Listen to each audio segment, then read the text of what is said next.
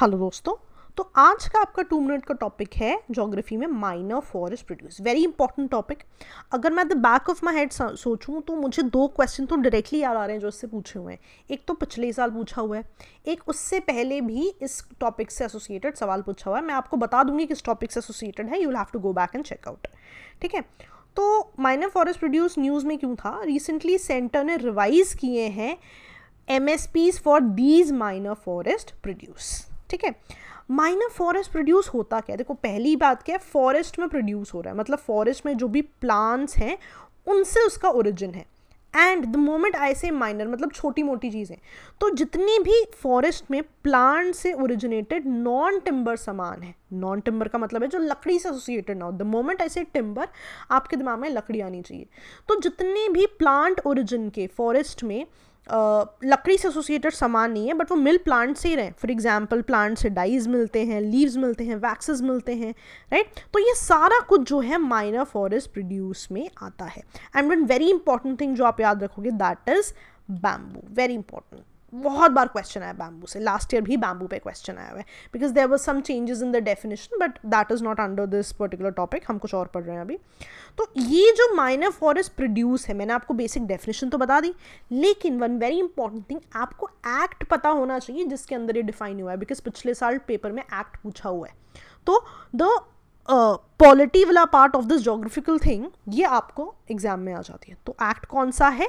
Scheduled tribes and other traditional forest dwellers recognition of forest act, forest right act 2006। ठीक है, इतना जो लंबा सा एक्ट है, इसको सिंपल शब्दों में फॉरेस्ट राइट एक्ट भी कहते हैं। साल भी इक्वली इंपॉर्टेंट है।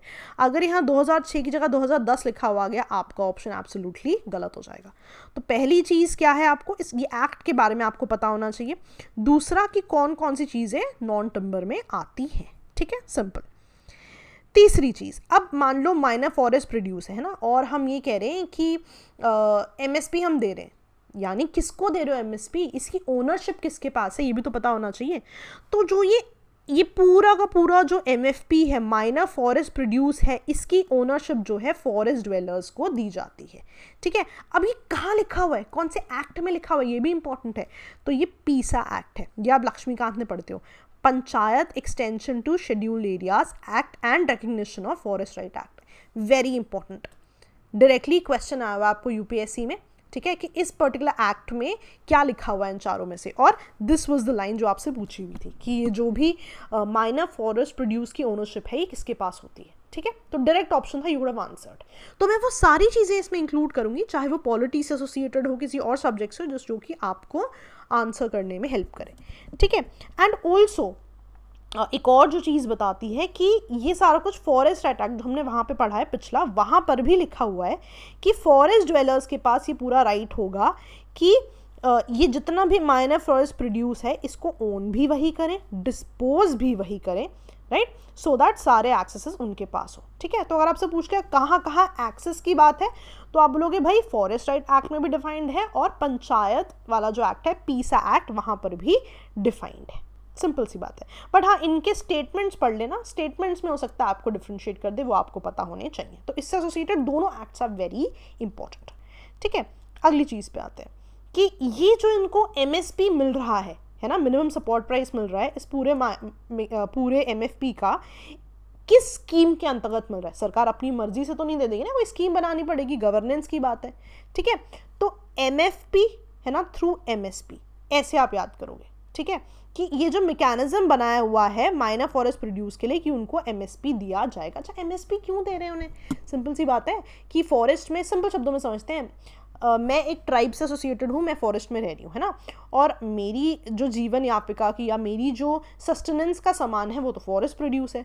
तो इसके लिए मुझे सही प्राइस तो मिलना चाहिए ना। तो सरकार क्या कह रही है कि ऐसे ट्राइबल जिन्हें अब तक अभी एक्सेस नहीं था या उन्हें सही प्राइस नहीं मिल रहा था अपनी फॉरेस्ट प्रोड्यूस का, अब उन्हें सही प्राइस मिलना शुरू हो। तो बेसिकली उनकी सोशल सेफ्टी की बात हो रही है कि आपको इवेंचुअली जो है, जो ये चीज़ें इकट्ठी करते हैं, जो ये गैदरर्स होते हैं, उनको हम इनका सही प्राइस दें। तो हम उनको फेयर एंड रेन्यूमरेटिव प्राइसेस दें इन सभी लोगों को जो कि माइनर फॉरेस्ट प्रोड्यूस यानी कि MFP को इकट्ठा कर रहे हैं, है ना, फॉरेस्ट ड्वेलर्स जिसे आप कहते हो। ठीक है, तो जितना भी प्रोक्योरमेंट है, डिस्ट्रीब्यूशन है, कैसे होगा, कहाँ पे आएगा, ठीक है। तो एक हाट बाजार्स करके है, ठीक है, कि ये ऐसे बाजार्स हैं जहाँ पे ट्राइबल्स अपना सामान ले आते हैं और वहाँ पे सरकार इनको अकॉर्डिंगली डील करती है कि किस तरह से आगे क्या करना है। तो अगर आपसे ऐसा भी क्वेश्चन आ जाए कि हाट बाजार्स किससे एसोसिएटेड है, तो आपको पता होगा कि माइनर फॉरेस्ट प्रोड्यूस के एमएसपी से। This is also very important, ठीक है।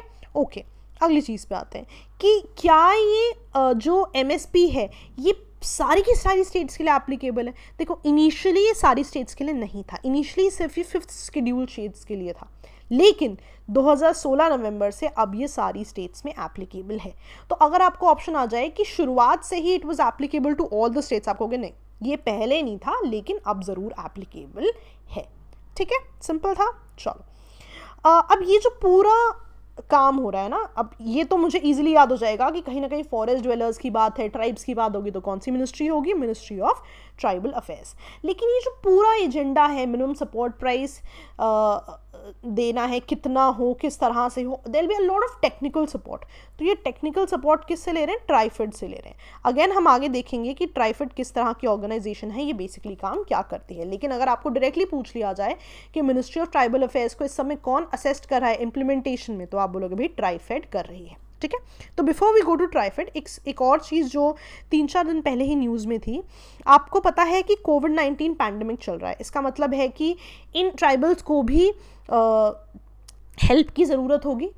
तो पहले जो जितनी भी चीज़ें एमएफपी में थी, अब उनका नंबर बढ़ा दिया गया है। पहले 50 चीज़ों पे एमएसपी मिल रहा था, अब 73 पे एमएसपी मिल रहा है इन्हें। तो 73 माइनर फॉरेस्ट प्रोड्यूस पे इन्हें एमएसपी मिल रहा है। तो अगर आपसे एग्जाम में सवाल आ जाए इनके नंबर पे भी, that also you should be able to answer, ठीक है। और अगर आपके एग्जाम तक और कुछ चेंज हो जाए उसका भी आपको ध्यान रखना पड़ेगा, since your exam is delayed now, ठीक है। लेकिन एक चीज़ पक्की है कि अगर आपको आ गया कि एडिशनल चीज़ें इंक्लूड हुई हैं, then that will be absolutely right, ठीक है। अब जैसा कि मैंने ट्राइफेड की बात की थी, तो ट्राइफेड क्या है, tribal cooperative marketing development federation of India, की ट्राइबल से एसोसिएटेड है, ठीक है।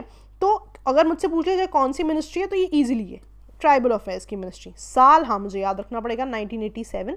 लेकिन इसका बेसिक एजेंडा क्या है कि कहीं ना कहीं सोशो इकोनॉमिक डेवलपमेंट करना ट्राइबल्स की bye marketing of their products, ठीक है। अब ये तो आप इजीली याद रख सकते हो कि सोशो इकोनॉमिक डेवलपमेंट है। मार्केटिंग वाला पॉइंट कैसे याद रखोगे, इसके नाम में ही देखो मार्केटिंग डेवलपमेंट है। तो बेसिकली इसका एजेंडा क्या है कि जो ट्राइबल्स बहुत ही दूर हैं, अपनी सोसाइटी से बहुत दूर हैं, उनके प्रोडक्ट्स को मार्केट किया जाए ताकि इनका सोशो इकोनॉमिक डेवलपमेंट हो। तो मार्केटिंग वाला पॉइंट तो इसके नाम में ही इंक्लूडेड है, तो ये आपको याद रह जाएगा, ठीक है।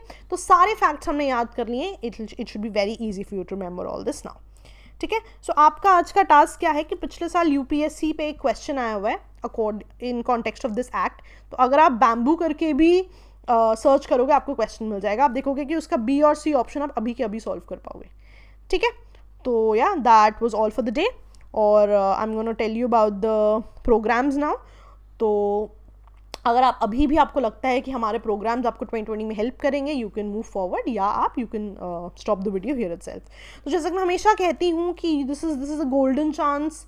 वी डू नॉट नो किस तरह का पेपर आएगा, कितना टफ, कितना ईजी, कितने डिले के बाद होगा। तो यू स्टिल हैव टाइम, तो अपने आप को और तैयार कीजिए। प्री के क्रैश में आप एनरोल कर सकते हैं, राइटिंग आंसर्स में आप एनरोल कर सकते हैं, आपको बहुत अच्छा फीडबैक मिलता है इनमें। अकॉर्डिंगली अगर आप चाहें तो आप सब्जेक्ट वाइज भी ले सकते हैं। अभी भी बहुत सारे बच्चे हैं जिन्हें लगता है कि 1 या 2 सब्जेक्ट में वो वीक हैं, तो उसको उस सब्जेक्ट को वो ज़रूर ले लेते हैं, ठीक है। ऑल्सो 2021 के लिए this is a very good opportunity, because आपको एक्सेस बहुत चीज़ों का है। आपको पिछले साल के कोर्स का एक्सेस है, आपको क्रैश का एक्सेस है, प्लस इस साल में जो एडिशंस होंगे, राइट, उनका भी आपको एक्सेस है। तो ऑल इन ऑल आपको 2 साल के डेटा का एक्सेस हो जाता है, which will be very good for you. Also सारे ऑप्शनल्स में, एसेज में, सभी बैचेस में इवैल्यूएशन है, which helps you to assess yourself कि आपने कितना लर्न किया है, ठीक है। सो अपार्ट फ्रॉम दिस, अगर आपको हमारे पीडीएफ्स चाहिए तो these are the 2 places, you can go there, join it, and you will get all the PDFs, ठीक है जी। चलिए, that was all from my side. Okay दोस्तों, बाय बाय।